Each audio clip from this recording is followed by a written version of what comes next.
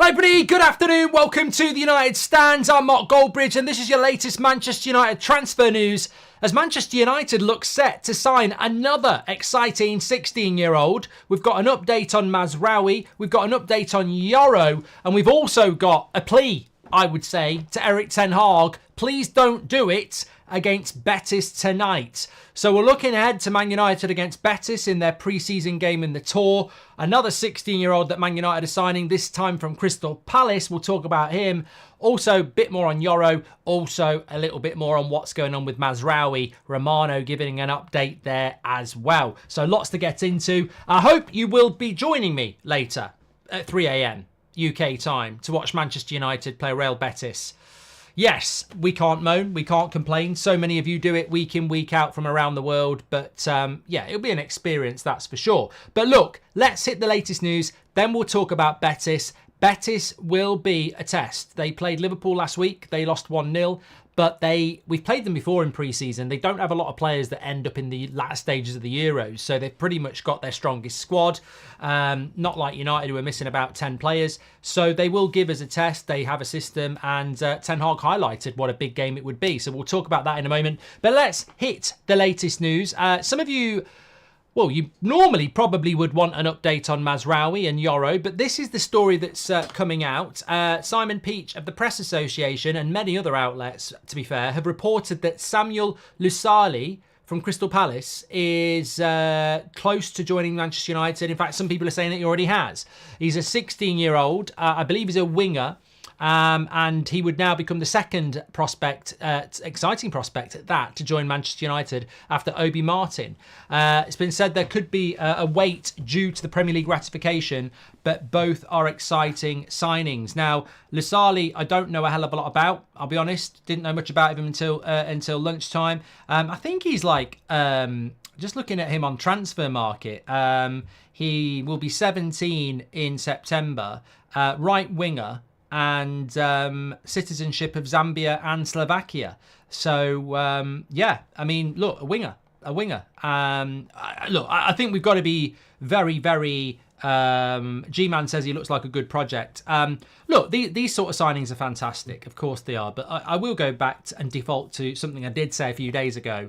What does it do for Ten Hag? What does it do for Manchester United? And what does it do for this season? Because there are glaring issues around Man United in the short term. The long term, I'm sure things will get better. They can only get better. But you know what? Maybe Obi Martin will play some games this season. Maybe he won't. They're both 16. I mean, we look at Harry Amas as one for the future and he's 17. So we are dealing with 16-year-olds here. It's exciting to bring players of that, talent in, and hopefully they can do well. But I think that... we'll just have to wait and see, won't we? But it's another player coming in. Can you do a predicted lineup for Betis? Yes, I can.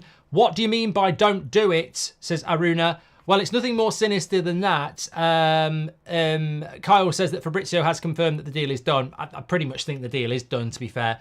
I think in relation to the game tonight, I'm going to take a stance that some people might be quite shocked. Maybe sit down. I'm going to go against Erik ten Hag here, which is something you have to do for the people that you back sometimes. It's only a little thing, but you know what? I don't do player FC and I'm not going to do manager FC. When I see a player I like have a bad game, I put my hands up and say they played shit.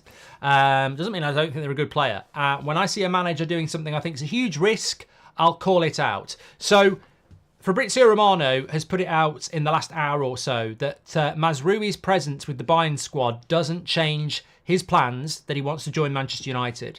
Bayern are informed about his desire to join Manchester United and that personal terms have been agreed, and they are open to giving the green light to the move once Manchester United say they want to sign him. And at the moment, all parties are waiting for Wan-Bissaka and West Ham.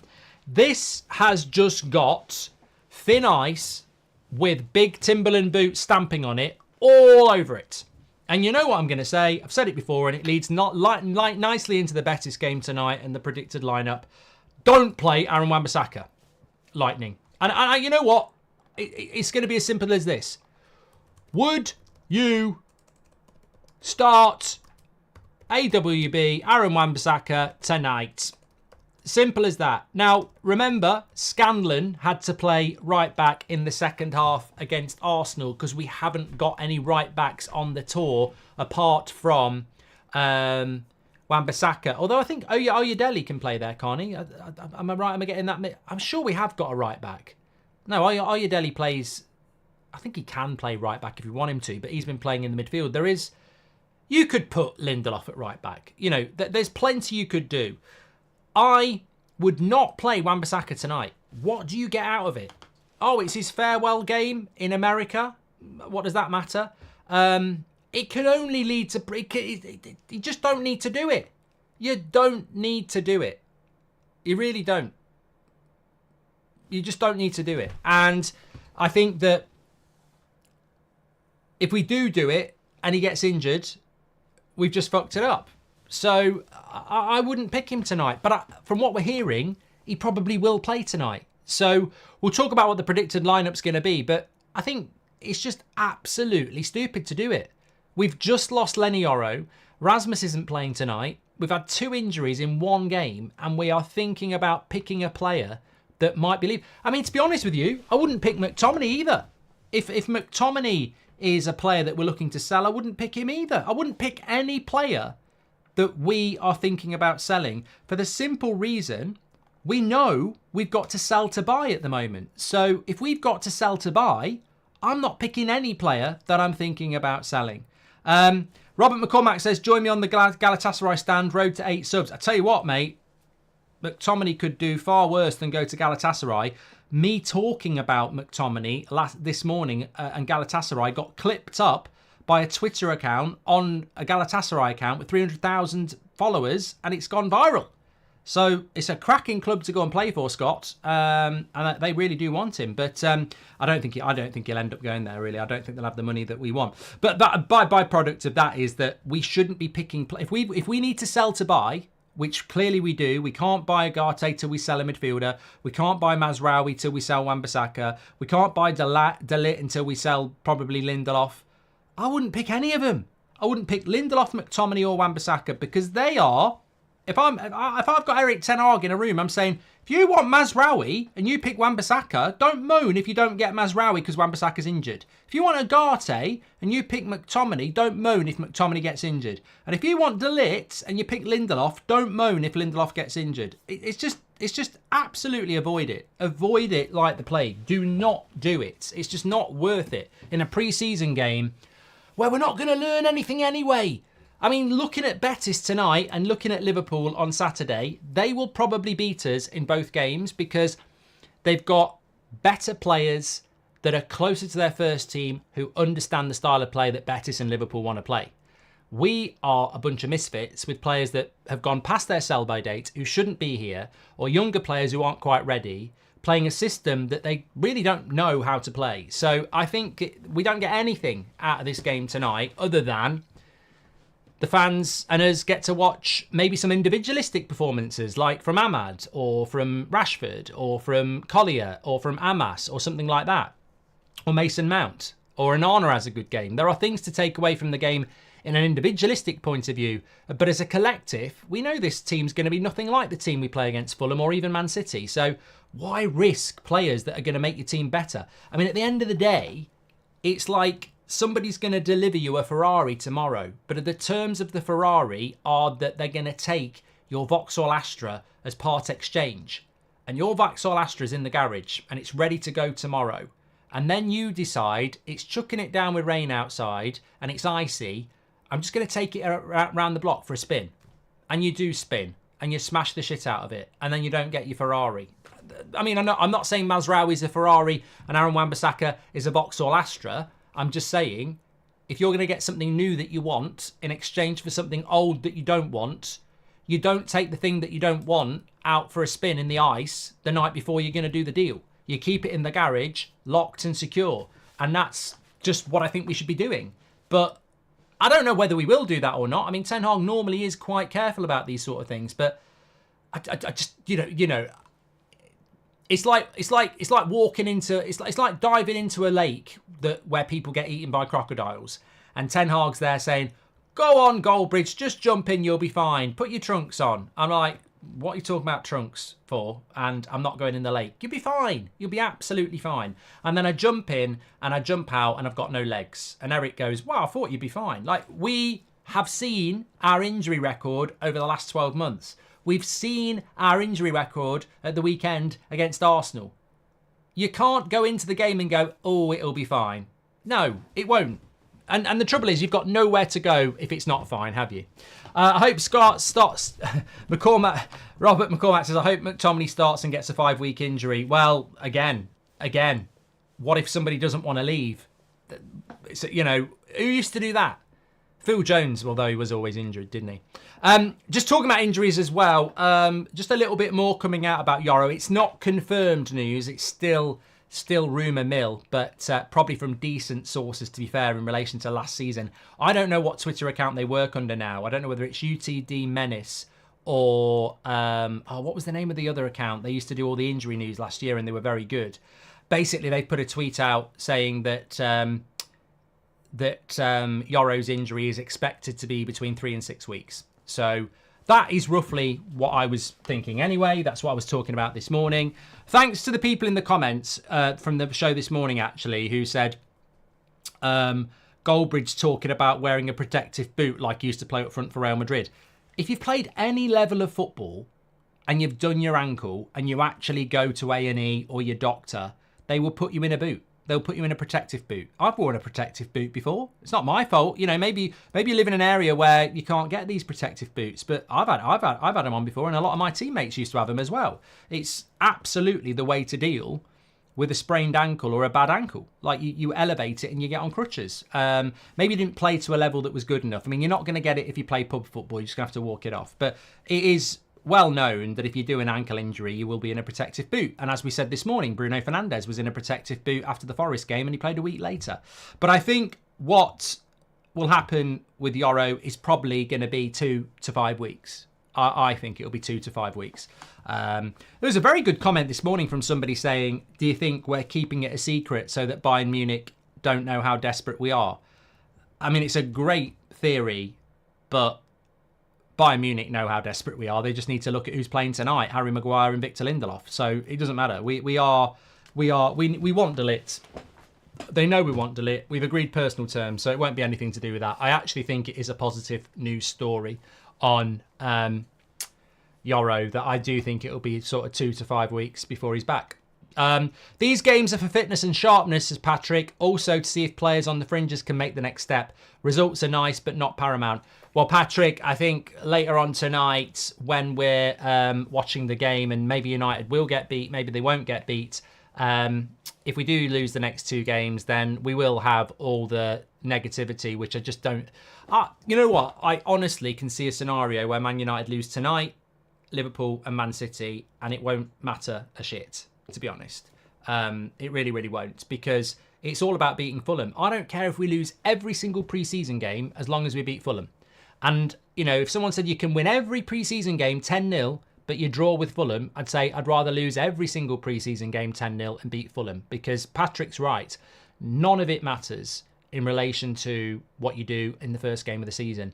And it might sound odd, but there used to be a time when you didn't even get to watch pre-season games for United and you just read about it in the paper. So, we overanalyze, I think, to a certain extent, because we're more passionate and in depth about our football, which is great. But we've just got to beat Fulham. That's what it's all about. And you cannot start talking about system results and predicting the season ahead when you've got no Bruno, no Mainu, no Rasmus again, no Garnacho, no Martinez, no Delot, no Luke Shaw. These are key players. And also probably 2 or 3 signings that will hopefully be in by then as well. There was a good question. Mohammed says, according to you, who is our pre-season Pirlo? I mean, at the moment, we haven't really got a pre-season Pirlo. A pre-season Pirlo is a player that does well in pre-season that's never going to do well in the real season. So as much as I think Ahmad, Collier, Mount have done really well in pre-season, I wouldn't call them pre-season Pirlos, because I think hopefully they will actually have good seasons when the real season starts. But a pre-season Pirlo would normally be someone like a Hannibal or maybe even a Sancho last season. But we haven't even had one of those yet. So, yeah, we're just waiting on that, I suppose. Who do you think will play against... who do you think will play centre-back with Martinez? Maguire.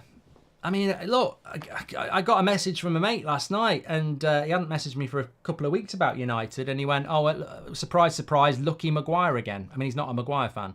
And basically what he was saying is, here we go again, another summer where he should be gone, injuries happen in front of him, signings don't happen, and he's starting for Man United. And look, it's the same for Casemiro. It could be the same for Eriksen. It could be the same for Rash. You could say it for any player. It's unfair to level it at Maguire, but it does keep happening. You think this is the summer, they're surely going to get moved on. People get injured, we don't make the signings, and you end up with the same players again. And it's tiring, but we've spent so long talking about this over the last couple of days. And it is true. You know, players you expect to go end up staying. And I don't know why, actually, we fall into this trap every single April. We're going to clear them out. They'll be gone in the summer, and they're not. They're not gone. They're there on the tour. They're there at the start of the season. They're putting the United shirt on the starting games. It's the definition of insanity, doing the same thing again and expecting a different result. But we cannot move these players on, and therefore it hinders us replacing them. Yeah, as I said the other day, we've got about 7 players that need to be sold that take up about 30% of our 3.5 million a week wage bill. So 30% of that's over $1 million. We could save $1 million in wages by getting rid of these players, and we can't get them out. And don't tell me that Ineos are sat there saying, I want to keep him. I want to keep him. I know he's been rubbish for 3 years, but I want to keep him as well. They want the money out of the club. They want the $1 million saved. They want to move forward. But, you know, you guarantee the clear out if we kept Ten Hag, though, says Jody. I didn't guarantee anything, Jody, because the last time I checked, I'm sat doing a community fan community with you, and I'm not the CEO of Manchester United. If I was, Jody, trust me, they'd be gone. I can't guarantee you anything because despite what idiots say on Twitter, I've got no connection with Erik Ten Hag or Manchester United. Congratulations on your bookmark. Which transfer targets are absolutely necessary to bring in your opinion? Well, absolutely essential is a left back at some point, but certainly a midfielder and a centre back as a bare minimum. We need to be getting them in straight away. Maguire needs to be given a proper chance. Still very raw, says Gareth Southgate. If we risk Wan-Bissaka tonight, we need our heads feeling, says Lynn Hall. And if Ten Hag left, Aaron Wan-Bissaka would have stayed, says Lath. I'm glad he's not left then. I mean, yeah, because we all really want a defensive right back playing for Man United, don't we? Yeah, this is the holy grail. I really do want two full backs that are crap going forward and love to defend. It's the United way. Oh, you know. Now you've said that, I really do wish we'd sack Ten Hag because I love the idea of playing defensive football on the edge of our box. You know, defending what we've got. It's the United way. Love it. Absolutely love it. I can't believe we're really looking to let Aaron Wan-Bissaka go, says John. Why? What is it you don't understand about defensive right back? He wouldn't start for Man City. He wouldn't start for Chelsea. He wouldn't start for Liverpool. He wouldn't start for Spurs. He wouldn't start for Arsenal. He wouldn't start for Aston Villa.